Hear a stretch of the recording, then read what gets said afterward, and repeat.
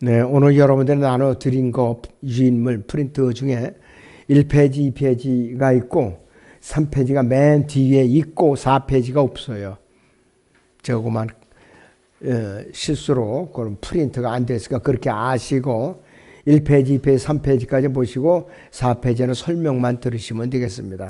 자, 첫째는 알지 못하는 신은 바로 주 예수 그리스도랍니다.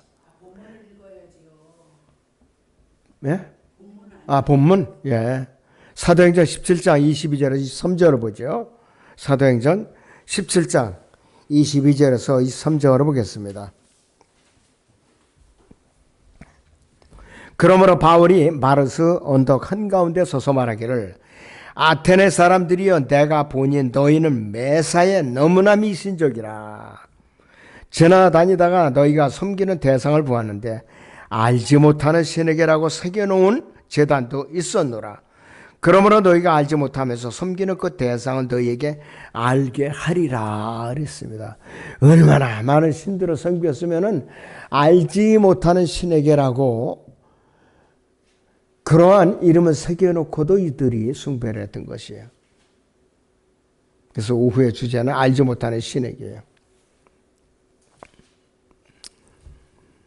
사도 바울은요, 사람들과 토론을 하는데, 지금 말하면 이제 저작거리예요. 시장, 골목. 사도행전 20장 20절에서 그가 했던 것처럼 시장도 해서 날마다 그는 사람들과 토론을 하기 시작했어요. 아테네들과 많은 말다툼을 하기 전에 그는 잘 알려진 학파인 에피쿠로스 학파와 스토아 학파 사람들과 자주 만났죠. 에피쿠로스 학파는 BC 340년에서 272년 사이에 존재했던 쾌락주의의 일종이에요. 자, 그런데 그 철학의 일종인데 인간의 삶에 대한 기본적인 세 가지 사항이 이들이 뭔가? 첫째는 먹고, 두 번째는 마시고, 세 번째는 즐거워하는 것을 최상으로 여기는 철학이었어요. 그러니까 이들에게는 아무 소망이 없는 거죠. 먹고 마시고 즐거워하는 거. 죽으면 끝. 어디 가냐? 끝이 아니라 지옥 간다 이거예요 바로. 인간의 삶의 기본적인 세 가지 사항을 그렇게 두고 그와 같은 철학이 나오게 된 이유는 죽음 이후의 삶에 대해서 전혀 이들은 알지 못했다 이거예요. 사도행전 17장에 이 세련된 소위 이들에게는 예수 그리스도의 육체적인 부활이 이방인들의 범죄에 속할 뿐이지 자기들하고는 전혀 관계가 없더라. 이렇게 여겼던 사람들이에요. 자, 그들에게 더군다나 복음은 말장이에 말에 지나지 않았다 이거예요. 복음을 전하는 사람들은 말장이로 여겼어요. 사도행전 17장의 18절을 봅니다. 사도행전 17장의 18절을 보죠. 에피쿠로스 학파와 스토아 학파의 어떤 철학자들이 그를 만나니 몇몇 사람들은 말하기를 이 말장이가 무슨 말을 하고자 하는가 하기도 하고 또 다른 몇몇 사람들은 그가 이방신들을 전하는 자 같다라고도 하니 이는 그가 예수와 부활을 그들에게 전파하였기 때문이라. 그들이 그를 붙들어 아레오파고로 데리고 가서 말하기를 네가 말하는 이 새로운 교리가 어떤 것인지 알려주겠느냐. 내가 우리 귀에 어떤 이상한 것들을 들려주므로 이것들이 무슨 뜻인지 알고자 하느라고 하였더라. 그것에는 모든 아테네인들과 타국인들은 그들이 여가를 어떤 새로운 것을 말하거나 듣는 데 외에는 아무 곳에도 쓰지 아니하더라. 먹고 마시고 즐기고 새로운 것을 듣는 데 외에는 여가를 안 보내는 거예요. 그러니까 소망이 없었던 사람들이에요. 사도 바울은 이런 부류를 만나서 토론을 하는 거예요. 이런 부류를 만나서. 그런데 이 헬라인들은 지혜를 구하고 있었어요. 고린도전서 1장 22절을 보죠. 여기서 고린도전서 1장 22절을 보겠습니다.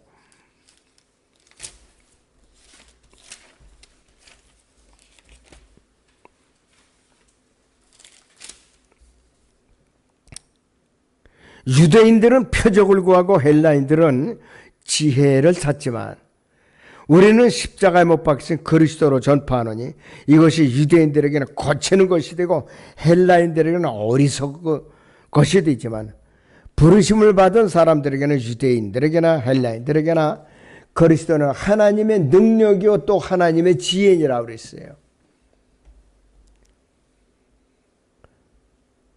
유대인들이나 헬라인들에게는 어리석을지라도 우리에게는 하나님의 지혜요 하나님의 능력이라고 그랬단 말이에요. 차원이 다른 거예요. 받아들이는 마음의 자세가 완전히 틀린 거라 이것이. 자, 그래서 이 아테네 철학자들은 바울을 마르스 언덕으로 데리고 와서 새로운 교리를 설명해 달라고 부탁을 하는 거예요. 그러니까 사도 바울은 이때를 치지 않고 내가 보니 너희는 매사에 너무나 미신적이라 이렇게 갖고 이들이 양심을 콕 찔러버렸어요. 매사. 따라서 종교 문제는 그들이 이야기한 많은 문제들 중에 불과했고 사실대로 말하면은 이 사도행전 17장 18절에서 에피쿠로스와 스토아 학파는 종교에 대해서 토론하고 있지도 않고 그들은 철학에 대해서는 하고 있는 거예요. 철학에 대해서. 모든 헬라 철학자들과 학자들은 미신적이라고 했어요. 미신적이라고. 그들 중 가장 위대한 이들 소크라테스나 아리스토텔레스, 플라톤 등이 믿었던 것은 오직 미신적인 이교도만이 믿을 수 있는 것들이에요. 그러니까 이들은 미신을 믿었던 자들이라 이거예요. 말이 철학자지. 사도행전 11장 23절에서 알지 못하는 신에게라고 말씀하고 있어요. 알지 못하는 자에 대한 라틴어, 헬라어로는 아그노스트인데 즉 불가지론자와 같은 어원인데 이그노모라스, 영어의 이그노인데 알지 못하는 것 같은 어원인데 이 헉슬리라는 불가지론자라는 단어를 대중 이제 적으로 쓰이게 만들었는데 어떻게 되느냐? 사람들이 자기들이 정체를 눈치채지 못하도록 자신의 어리석음을 인정하는 세련된 방법인데 알지 못하는 신은 결국 하나님과 예수 그리스도로 나타났고 헬라인들은 이 신을 무지 속에서 승부해서 뭔가 존재하는 신인데 그들이 알지 못하는 속에서 숭배했기 때문에 알지 못하는 신에게 이렇게 이름을 써놓고 그들이 숭배했던 거예요. 자, 그가 존재할지도 모르기 때문에 어떤 여지를 남겨놓고 숭배했던 거라 이게. 그런데 두 번째는 그분은 바로 창조주라 이거예요. 창조주라 이거예요. 사도행전 17장 24절 25절 보니까 세상과 그 안에 있는 만물을 지으신 하나님은 하늘과 땅의 주시니 그분은 사람의 손으로 만든 성전들에는 계시지 않냐며 또 무슨 필요한 것이 있는 것처럼 사람의 손으로 섬김을 받아야 되는 것도 아니시니 이는 그분이 만민에게 생명과 호흡과 만물을 주심이라 이거예요. 생명과 호흡을 주신 주체가 바로 누구냐? 창조주라 이거예요.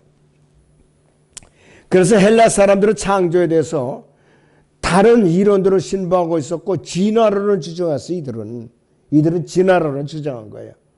바울은 하나님께서 온 우주 만물을 창조하셨고 하나님께서는 인간이 지은 성전 안에 공간적으로 갇혀 계시는 분이 아니라는 것을 명확하게 알려주고 있는 거예요. 그분이 영원에 계신 분이라 이거예요. 그런데 육신을 입고 이 땅에 오신 예수 그리스도께서는 육신 안에 갇혀 있는 분이에요. 3차원 공간에 갇혀 있는 분이에요. 영혼이 아니라. 그러니까 영혼에서 3차원 공간으로 육신을 입고 오셨으니까 기적이에요. 초자연적인 일이라 이거예요. 기적이면서도.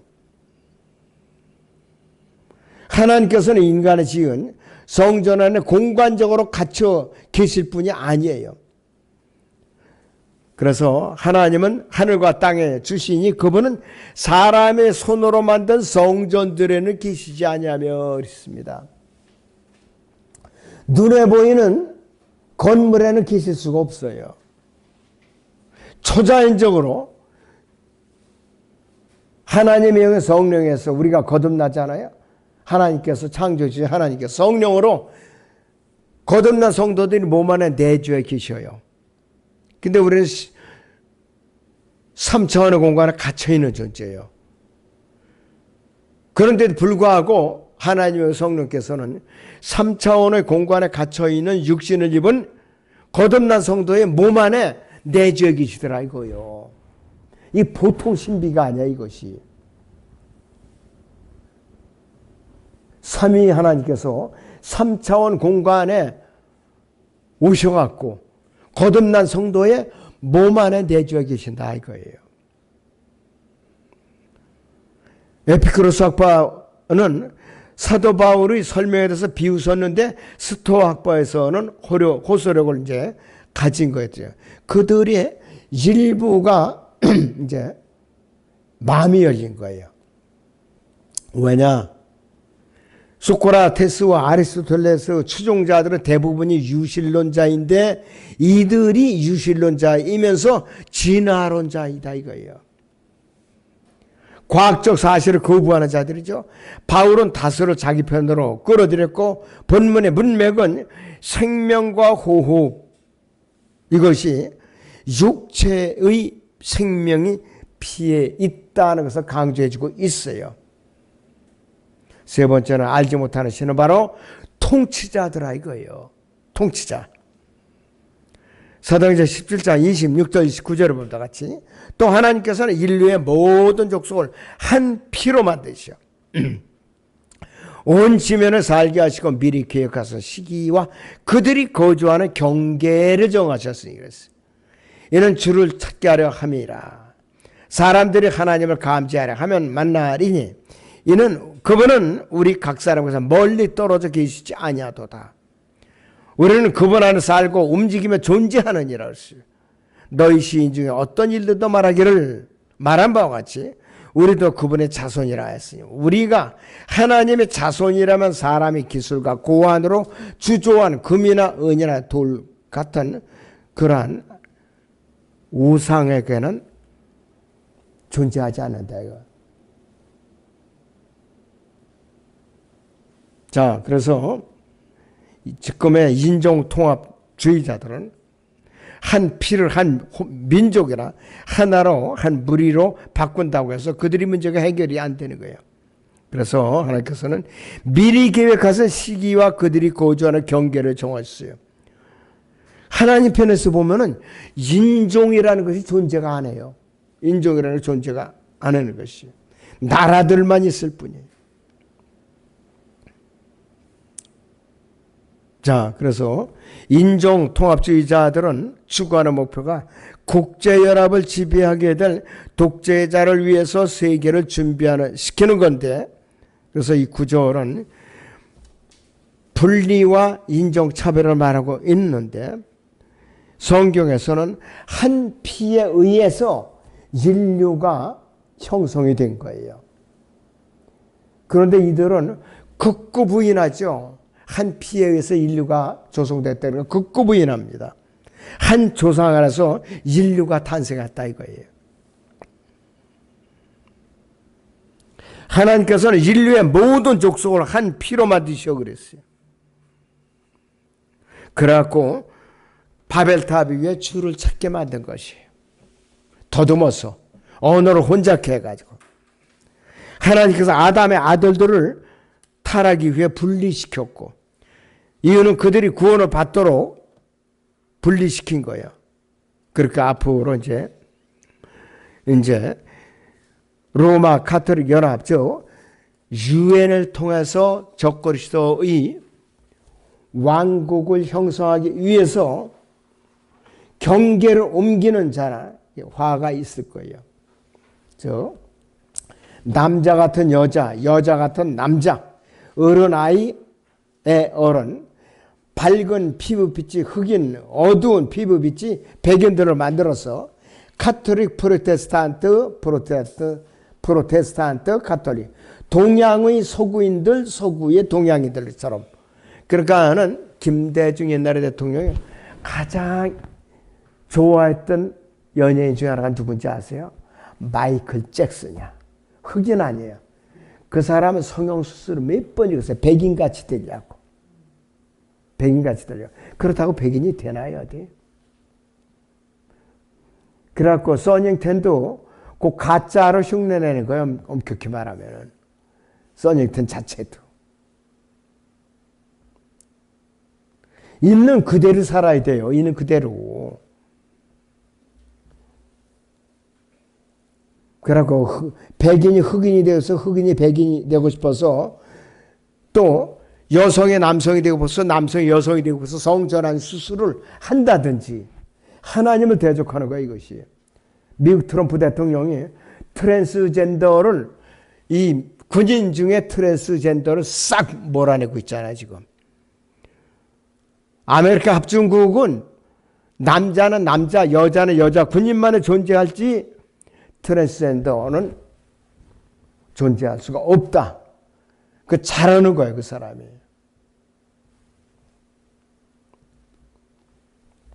그래서 이들은 인류를 하나로 만들어 가려는 작업을 하는 것이 그런 작업이라 이것이 바로. 그래서 우리는 예수 그리스도, 그분 안에 살고 움직이며 존재하는 것이죠. 그래서 우리는 육신 안에 있지 않은 존재들이에요. 성령 안에 있는 존재들이에요. 자, 우리는 구원 받은 사람들은 육신 안에 있지 않고 성령 안에 있죠. 그런데 구원받지 않은 사람들은 성령 안에 있지 않고 육신 안에 있다 이거예요. 그것이 엄청난 차이가 있는 거예요. 거듭나는 순간 우리는 하나님의 자손으로 존재하고 있다 이거예요. 거듭나지 않은 사람은 마귀의 자손으로 살아가고 있는 것이. 그 사도 바울은 하나님이 존재하신다면 그 대상을 너에게 알게 하리라 하면서 복음을 전한 거예요. 예수 그리스도를 전한 거라 이것이에요. 그래서 그들이 반발이 심했죠. 극히 일부분만 귀가해서 주님을 영접한 거예요.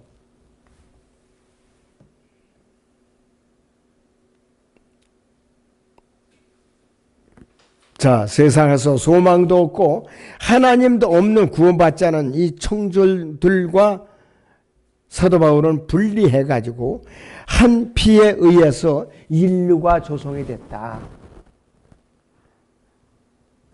그러면서 사도 바울은 뭐라고 했느냐? 이 예수 그리스도의 갈보리 십자가의 복음을 전한 겁니다. 거기서. 갈보리 십자가의 복음을 전한 거예요.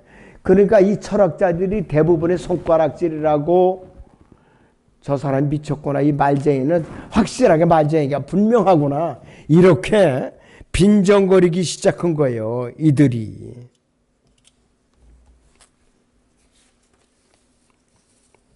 그런데 사도 바울은 예수 그리스도를 또 어떻게 소개했느냐? 그분은 구세주라고 소개해요. 구세주. 사도행전 17장 30절을 봅니다. 사도행전 17장 30절.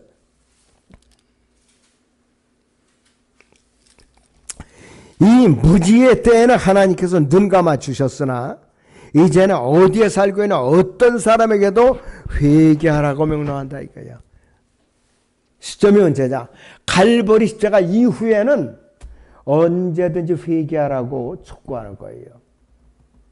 갈보리 십자가 이전까지는 무지의 시대력이었어요. 왜? 복음이 지기 전이니까.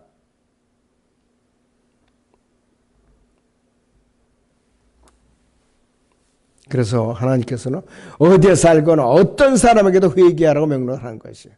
그래서 누구든지 하나님의 이 명령에 순종하면 용서하시고 영원한 생명을 주실 것이라 그런 거예요. 사도 바울이 그 당시에 아레오파고 언덕에서 참 설명하기가 무지무지하게 참 복잡했을 거예요. 그 철학자들한테. 그런데도 사도 바울은 논리 정연하게 그대로 전곡을 찌르는 거란 말이에요. 마지막으로 사도 바울은 그분은 심판주라 이거예요. 그렇게 소개를 한 거예요. 사도행전 17장 31절을 봅니다.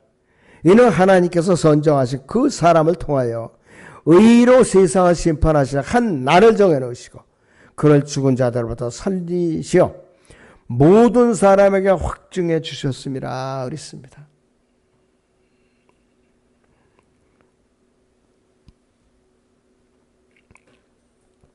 세상을 심판하실 한 날을 정해놓으셨다 그랬습니다. 그 날이 언제나 백보자 심판이에요. 한 날이라는 것이. 인류의 모든 족속은 피를 갖고 있고 또 하나님의 섭리 가운데서 예수 그리스도를 받아들이면 구원을 받고 받아들이지 않으면 어떻게 되느냐? 지옥 심판이 있을 뿐이라 이것이. 그 결론은 뭐냐? 사도 바울은 심판자가 오신다. 심판자는 죄가 없는 사람인데 이 심판자는 실제적으로 육체를 갖고 이 땅에 오셔서 33년간 살았던 분이라 그거를 소개했던 것이에요. 바로. 그분의 독특한 점은 뭐냐? 그분은 하나님의 피를 갖고 이 땅에 오신 분이라 그렇게 소개하고 있는 거예요. 하나님의 피를 갖고 온 분이라 이것이. 그래서 그분은 세상에 학문을 배운 분도 아니고 신학대학을 나온 분도 아니고 또 어떤 학위를 가진 분도 아닌데 그분 안에서 이 인류는 마침표를 찍게 된다 이거예요. 자, 그래서 이 주의 날은요, 대환란 끝에서 지상왕국 끝까지를 포함하는 기간을 말합니다. 그리고 그리스도의 날은 보죠. 사도행전, 데살로니가서 2장 2절, 데살로니가 후서 2장 2절을 봅니다. 데살로니가 후서 2장 2절을 봅니다.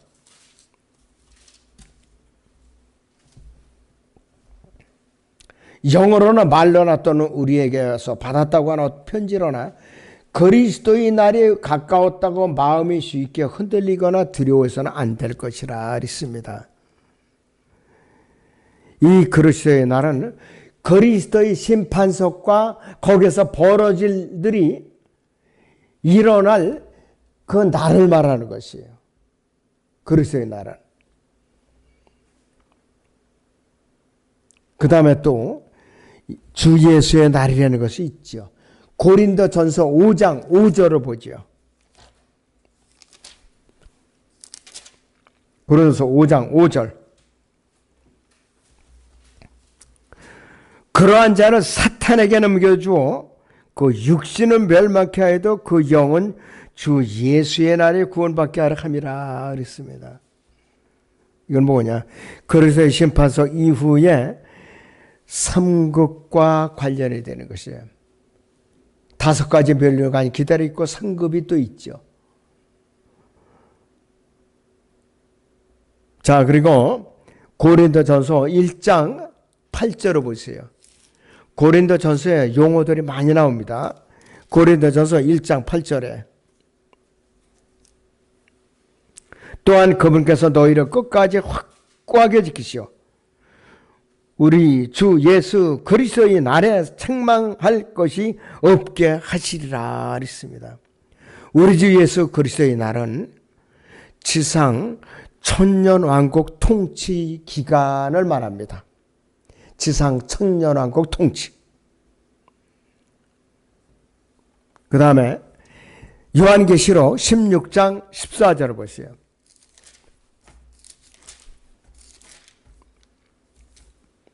요한계시록 16장 14절.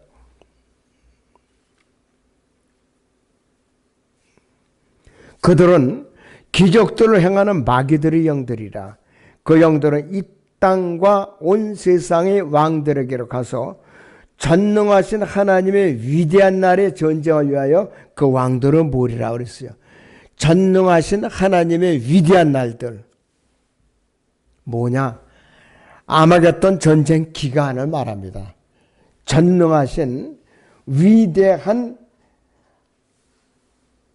하나님의 전능하신 하나님의 위대한 날은 아마겟돈 전쟁 기간을 말하는 것이에요. 아마겟돈 전쟁 기간. 그 다음에 또 마지막으로 베드로후서 3장 12절을 보죠. 베드로후서 3장 12절에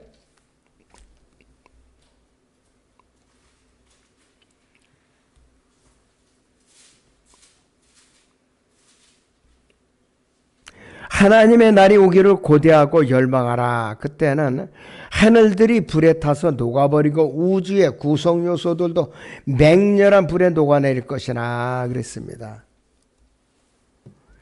여기서 이 하나님의 날은요, 우주적인 심판이 끝나고요, 백보자 심판과 영원히 시작되는 날이에요. 백보자 심판과 영원히 시작되는 날이 바로 여기서 하나님께서 하나님의 날이라고 표현하고 있어요. 백보자 심판과 영원히 시작되는 날. 이것이 하나님의 날입니다. 그렇기 때문에 이 사도 바울은 아테네에서 이 철학자들을 모아놓고 엄청나게 양심을 찌르는 그러한 질책을 했어요. 그런데도 너무나도 완악하니까 대부분이 거부하고 비웃고 조롱한 거예요. 극히 일부만 마음이 열렸어요. 아주 극히 일부만. 그러니까 완악하기 짝이 없었죠. 자, 그런데 여기서요, 사도행전 17장에 32절부터 34절을 보죠. 반응이 어떻게 나타나는가? 사도행전 17장 32절 34절.